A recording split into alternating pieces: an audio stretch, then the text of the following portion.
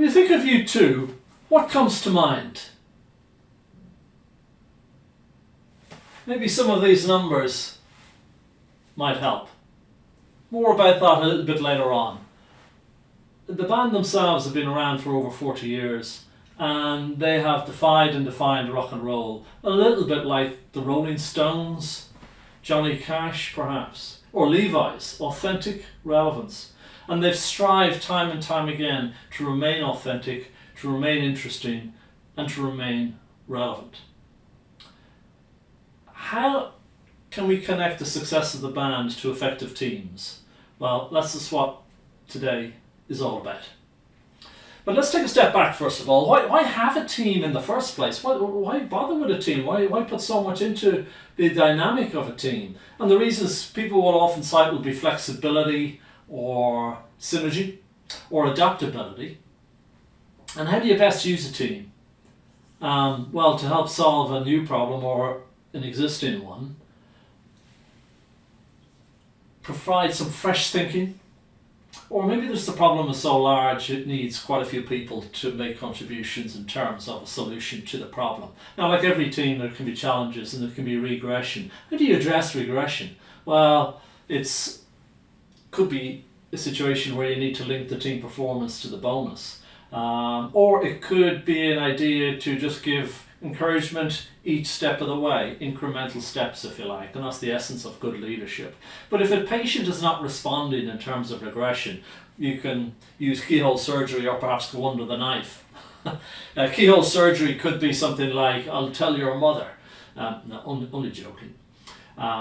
Often it's a case of just saying, come on, don't let the team down. We need you.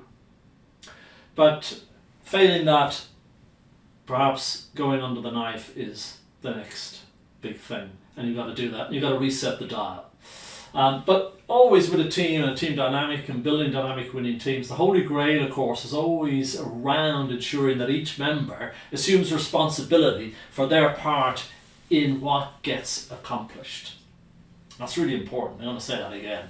The holy grail of team effectiveness is that each member assumes responsibility for their part in what gets accomplished. Kind of shared thinking and collective responsibility. All right, let's get back to the band, the U2, the group themselves. We put up some numbers. What are they all about? Well, 22 Grammys, in excess of 145 million albums sold, live ticket sales for concerts worth in excess of $736 million, and they've been around for 40 years. So sustainable, if you like, band model or business model.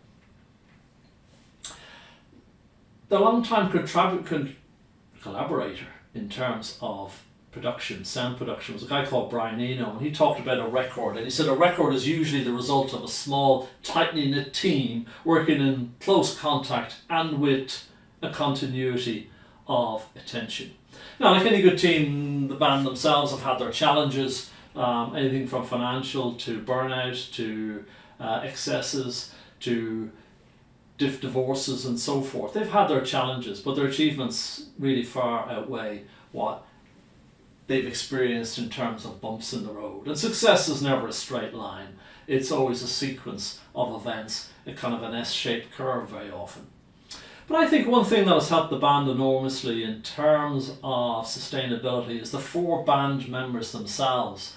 And when I explore each member in terms of personality, I begin to think that personality is often a function of young insights in terms of whether they're introverted, extroverted, thinking types, feeling types, sensing or intuitive types. And Carl Jung was all about that in terms of understanding personalities. I honestly believe, just through my lens, that each of the band members are different in terms of personalities, and I think that's been fundamental in the success of the band.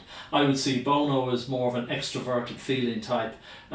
Insights, colours, language, which we often use to categorise personalities, I would say he's probably a yellow personality.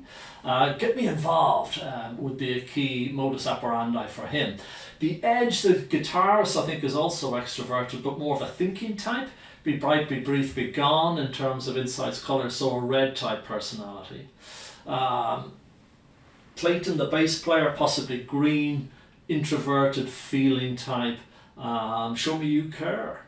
With Larry Mullen, the drummer, possibly blue in terms of introverted thinking type. Give me the information, grounded, let me think things through. But the trick really with personalities, as we all know, is about whether they respect and encourage each other. That's really key. It's not necessarily what colour preference you are, but whether that is intact. If we expand the team out a little bit and we go through the colour wheel, not just in terms of 4 colours, but perhaps 8 colours, we can look at a particular graphic here, which you can see represents all the different attitudinal preferences that can be brought to the table by the wider team. And I honestly believe the wider team, when we look at it, have been around for quite a long time. So if you think about perhaps graphic design and photography, they've used the same guys time and time again. Anton Corbin for photography, graphic design, Sean McGrath and Steve Averill. And if we think in terms of live performance, they've used a lot of the same people with stage and sound, the likes of Joe Hurley, Dennis Sheehan, Mark Fisher, Willie Williams. Also as well in terms of management, Paul McGuinness around for a long time, and more recently Live Nation. In terms of sound and production of albums, they've used similar guys since the off. Steve Lillywhite, Brian Eno, Daniel Lanois, and their engineers often been Flood. So their wider team certainly brings a lot to the table and is very much intact, and that has led in no small part to the success of the band and the sustainability of the band.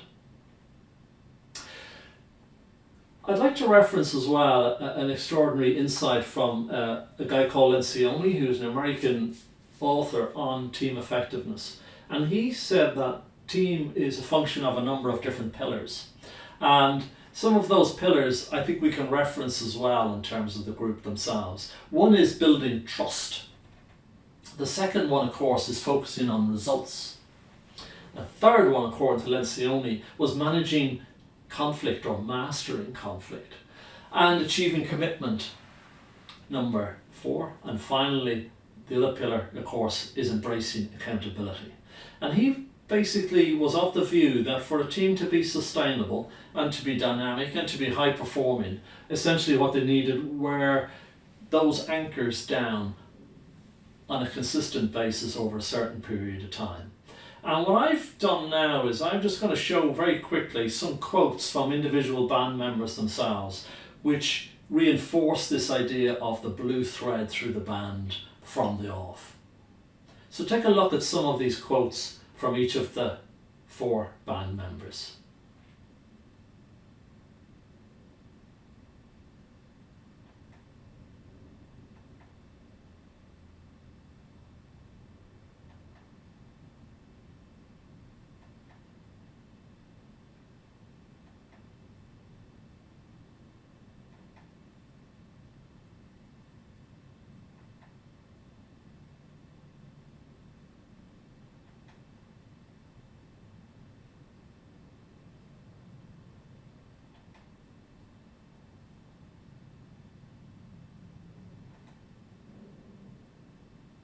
Lencioni also said that teamwork remains the one sustainable competitive advantage that's been largely untapped. How many bands have not survived 40 years and not been able to keep that momentum all the way through their career?